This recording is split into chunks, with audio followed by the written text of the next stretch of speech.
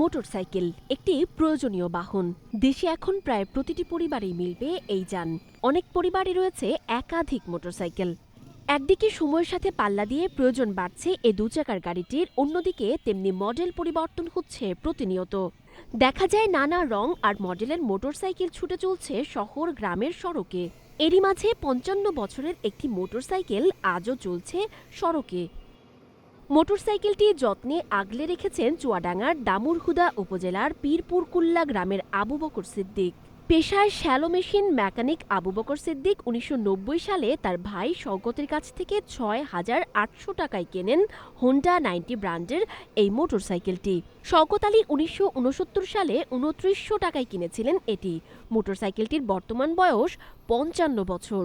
এতে চড়ে প্রতিদিন ২৫ কিলোমিটার পথ পেরিয়ে দর্শনা শহরে নিজ ব্যবসা প্রতিষ্ঠানে আসেন আবু বকর। পাকিস্তান আমলের এই মোটরসাইকেলটি সচরাচর দেখা মেলা ভার, ঐতিহ্য হিসেবে আজও যত্নে ধরে রেখেছেন আবু বকর সিদ্দিক।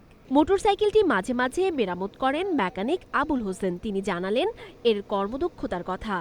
অনেকেই উৎসাহ নিয়ে এটি দেখতে আসেন। শত শত মডেলের মোটরসাইকেলের ভিড়ে অর্ধশত বছরের পুরনো এ মোটরসাইকেলটি দেখে মন জুড়ায় তাদের। সময়ের সাথে সাথে সবকিছু বদলে নেয় মানুষ, তবে আবু বকর সিদ্দিক তার বংশ পরম্পরায় রেখে যেতে চান শখের মোটরসাইকেলটি।